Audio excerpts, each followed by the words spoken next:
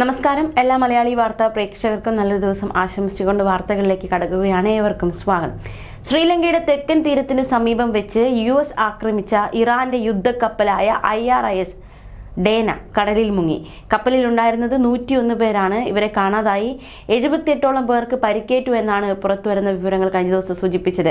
വിശാഖപട്ടണത്ത് നിന്ന് മിലൻ 2026 ബഹിരാഷ്ട്ര നാവിക അഭ്യാസങ്ങളിൽ പങ്കെടുത്ത ശേഷം ഇറാനിലേക്ക് മടങ്ങുകയായിരുന്ന കപ്പലാണ് മുങ്ങിയത്.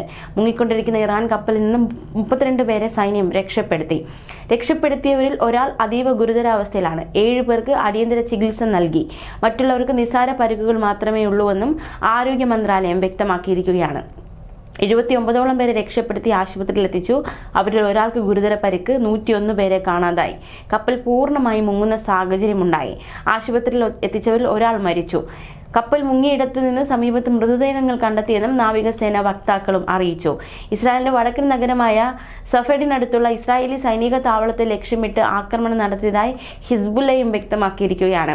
ഇസ്രായേലിന്റെ എയ്റോസ്പേസ് ഇൻഡസ്ട്രീസിന്റെ ആസ്ഥാനം ലക്ഷ്യമാക്കി ഡ്രോൺ ആക്രമണം നടത്തിയതായും ഹിസ്ബുല്ല വ്യക്തമാക്കി. ഡോൺ കൺട്രോൾ താവളത്തിന് നേരെ മിസൈൽ അയച്ചതായും ഹിസ്ബുല്ല അറിയിച്ചു. പശ്ചിമേഷ്യയിലെ സംഘർഷ സാഹചര്യം വളരെയധികം രൂക്ഷമായിക്കൊണ്ടിരിക്കുന്നു.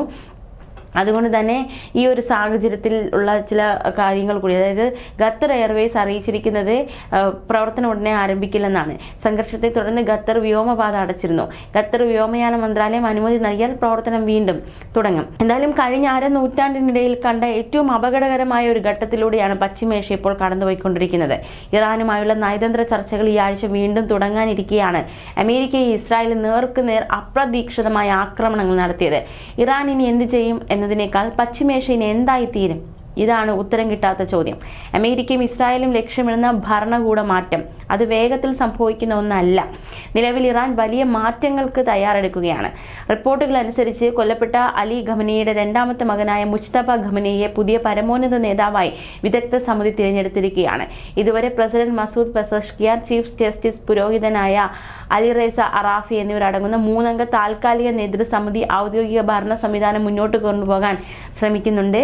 പുതിയ ഭരണ സംവിധാനത്തിൽ ഏറ്റവും നിർണായകമാകുക ഇറാന്റെ സുരക്ഷ എത്തരത്തിലാണ് എന്നതാണ്.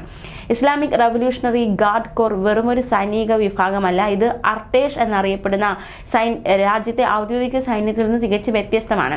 ഇറാന്റെ പരമാധികാരവും അതിർത്തികളും സംരക്ഷിക്കുന്നതിനും പരമ്പരാഗതമായ പ്രതിരോധ പ്രവർത്തനങ്ങൾക്കും അർട്ടേഷ് ഉത്തരവാദിയാണ്.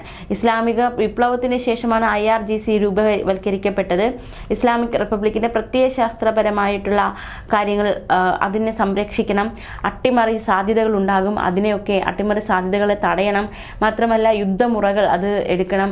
മിസൈൽ വികസനം, അത് മാത്രമല്ല ആഭ്യന്തര കാര്യങ്ങളുടെ സുരക്ഷ, ഇതുപോലെയുള്ള പ്രാദേശിക സംഘം, അതായത് ഹിസ്ബുള്ളയെ പോലുള്ള പ്രാദേശിക സംഘങ്ങൾക്കുള്ള പിന്തുണ നൽകൽ തുടങ്ങിയ വിപുലമായ ഉത്തരവാദിത്തങ്ങളാണ് IRGCക്കുള്ളത്. ഇപ്പോൾ അധികാരത്തിൽ ആര് വന്നാലും അവർക്ക് ഈ സൈന്യത്തിന്റെ പിന്തുണയോ അല്ലെങ്കിൽ എതിർപ്പില്ലാത്ത അവസ്ഥ അനിവാര്യമാണ്. അല്ലെങ്കിൽ അവരുടെ എതിർപ്പുണ്ടെങ്കിൽ അധികാരത്തിൽ ആര് വന്നാലും അത് വലിയ രീതിയിലുള്ള ഒരു പ്രശ്നത്തിലേക്ക് കാര്യങ്ങൾ നീങ്ങും.